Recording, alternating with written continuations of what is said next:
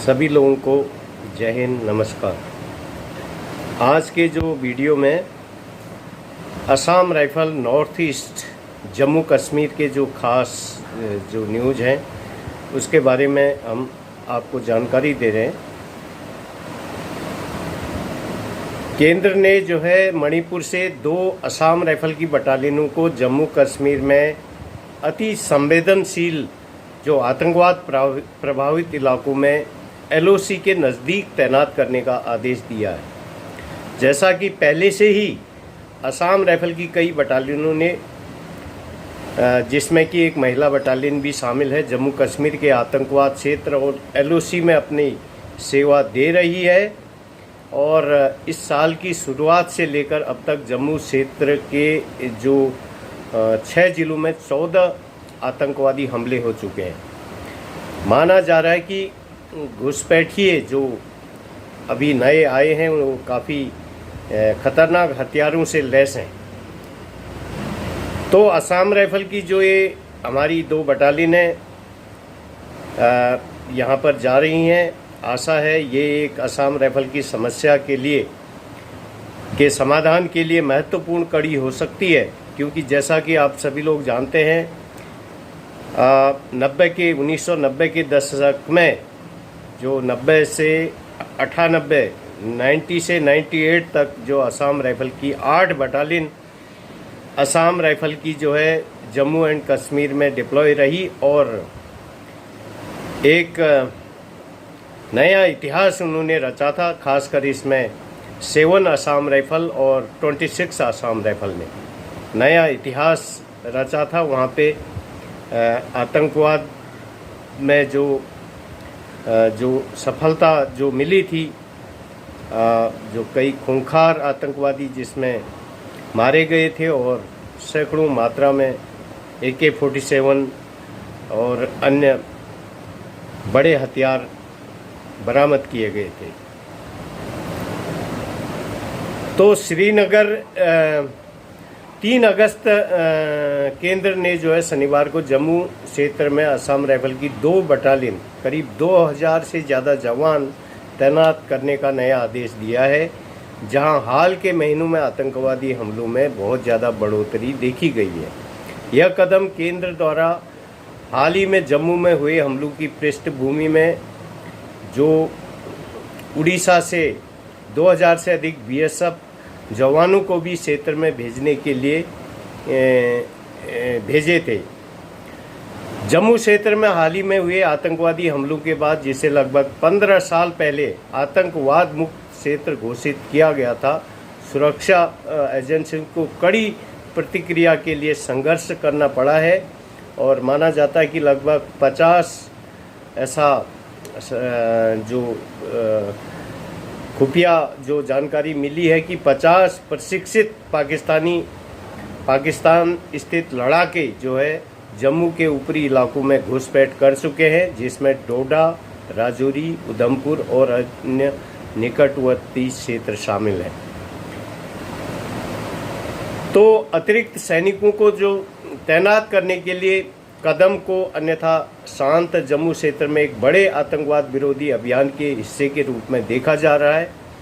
और एक social media report के मुताबिक, डेटा के मुताबिक, सशस्त्र युद्ध में अत्यधिक कुशल होने के अलावा घुसपैठ करने वाले जो आतंकवादियों के पास कुछ अत्याधुनिक हथियार और परिष्कृत हथियार भी हैं, जिसमें नाइट विजन डिवाइस से लैस US निर्मित M4 कार्बाइन राइफल शामिल है। इन उच्च प्रशिक्षित लड़ाकों को इस साल जून के पहले 3 हफ्तों में जो 9 सुरक्षा कर्मियों की, हमारी जवानों की मौत के इन्हीं आतंकवादियों को जिम्मेदार माना जा रहा है।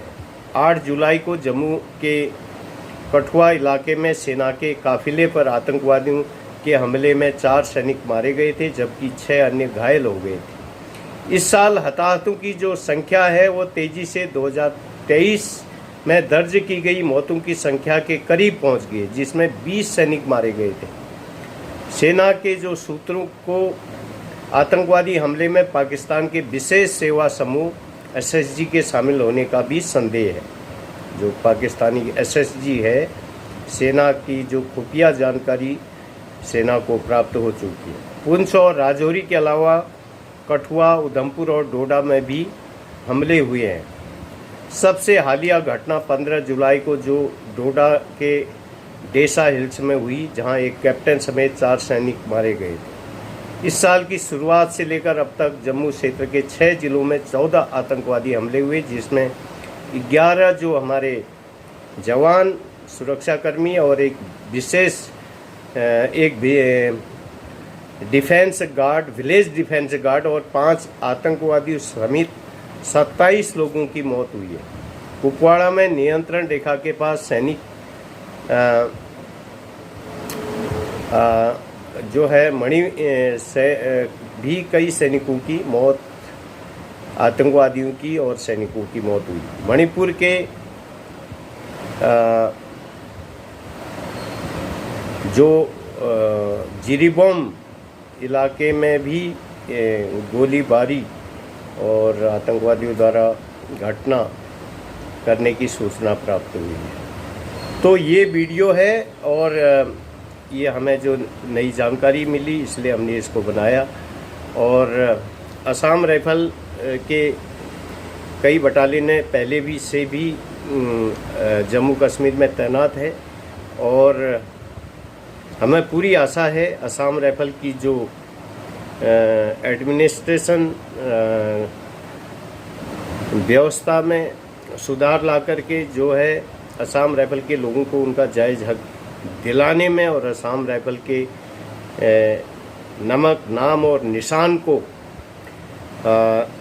वैल्यू देने के लिए, उसका स्वाभिमान, असम राइफल के जो नाम को, उसका स्वाभिमान, उसका आत्मसम्मान, उसका वास्तविक हक दिलाने के लिए ये एक महत्वपूर्ण समय हो सकता है।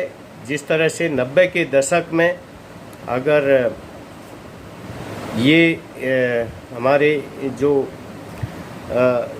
असम राइफल के जो प्रतिनिधि लोग हैं, जो लीडर लोग हैं, अगर उस समय ये किया होता, निश्चित तौर पे आर्मी को जम्मू कश्मीर मलेशिया की तरह आर्मी रेजिमेंट बनने के लिए बहुत बड़ी उपलब्धि थी। लेकिन ये इतिहास है, इस इतिहास को हम मिटा नहीं सकते हैं। और तो मुझे आशा है अभी भी हम हमारे जवानों की उनके उज्जवल भविष्य की, उनके सुरक्षित भविष्य की ईश्वर से कामना करते हैं और देश के लिए, असम राइफल के लिए आप लोग अपना महत्वपूर्ण योगदान देंगे। असम राइफल के लोगों को उनके जायज़ हक की आवाज़ को इससे और बल मिलेगा, आप लोगों की जो वीरता बहादुरी से।